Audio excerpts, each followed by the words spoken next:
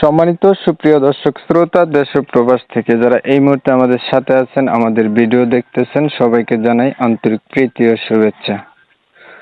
বন্ধুরা, আমার সাথে কথা বলতেছে সুইট সুন্দরী অপরূপা একটি মেয়ে। তার জীবনের গল্প কথাগুলো বলবে, প্রতিবেদন করবে। কয়েকদিন থেকেই যোগাযোগ। কেন আসলো প্রতিবেদনে, বিস্তারিত ভিডিওতে অবশ্যই কন্টিনিউ করবেন আপনারা ভিডিওটা। আসসালামু আলাইকুম। ওয়ালাইকুম আসসালাম। কেমন আছেন? হ্যাঁ ভাইয়া, কোনো মতন আল্লাহ রাখছে ভালো। আপু, আপনি প্রতিবেদন করতে চাইছিলেন, কেন চাইছিলেন প্রতিবেদন করতে বলেন? হ্যাঁ, কেন করতে চেয়েছিলাম, বন্যায় তো আমাদের সব কিছু নিয়ে গেছে, ভেঙেছে, আমাদের বাড়িও ছিল, ভেঙেছে নিয়ে গেছে। কেন অসহায় কারণে প্রতিবেদন আসছে। যদি ভালো একজন মনের মতন মানুষ পাই, আমার কাছ থেকে উদ্যোগের সাথে হয়, ভিডিও আমার দেখছে, যে আমাদের দুঃখ কষ্ট শুনে পাশে থাকবে। ইনশাল্লাহ সে বড় হোক আর জোয়ান হোক, তাতে কোনো সমস্যা নেই,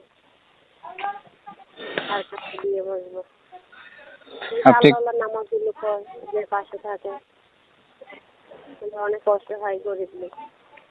আচ্ছা, আপনি একটা মানুষ চাইতেছেন যে আপনার সুখ দুঃখের সাথী হবে, পাশে থাকবে, আল্লাহওয়ালা নামাজি বা ধার্মিক ব্যক্তি হইলে আরো ভালো। সে যেমন বয়সেরই হোক। যে হ্যাঁ হ্যাঁ, আর বুড়া হোক আর জোয়ান হোক, তাতে কোনো সমস্যা নেই, তার মনটা ভালো হইলে ঈশ্বরে।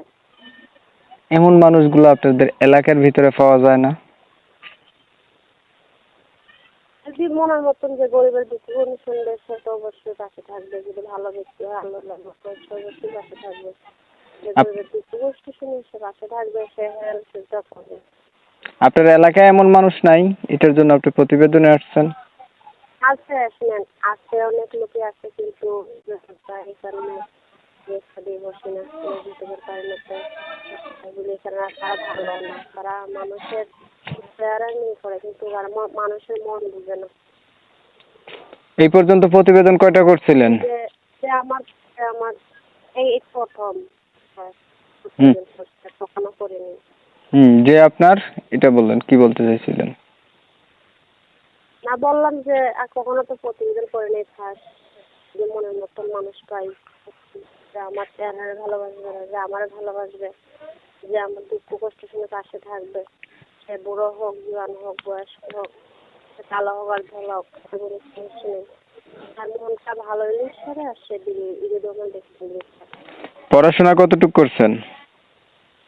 পড়াশোনা নিজের নামটা নিজে লিখতে পারে, মাদ্রাসায় পড়ছিলাম।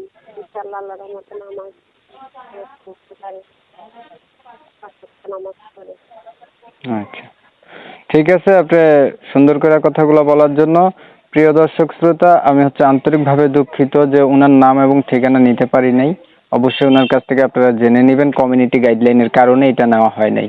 তো উনি প্রতিবেদনে আসছে, একটা ভালো মনের মতো মানুষ চাইতেছে, হৃদয়বান এবং আল্লাহ ব্যক্তি। এখন যারা আপনারা প্রতিবেদনে এমন ব্যক্তি আছেন, ওনার ভিডিও যদি সামনে পড়ে, যদি ওনার সাথে কথা বলতে চান, অবশ্যই যোগাযোগ করবেন। যদি ভিডিওটা ভালো লেগে থাকে তাহলে একটা লাইক দিবেন, একটা শেয়ার দিবেন, ইমো মেসেঞ্জারে ছড়াই দিবেন, আপনাদের মতামতগুলো কমেন্টে জানাই দিবেন। চ্যানেল ভালো লাগলে সাবস্ক্রাইব করতে ভুলবেন না। অনেক সময় নিয়ে, ধৈর্য ধইরা, কষ্ট কইরা, আপনাদের মূল্যবান সময় নষ্ট করে আমার ভিডিও দেখছেন বা আমার পাশে ছিলেন, এর জন্য সবাইকে জানাই এমএসকে টিভির পক্ষ থেকে অসংখ্য অসংখ্য ধন্যবাদ। সবাই ভালো থাকবেন, সুস্থ থাকবেন। আল্লাহ হাফেজ।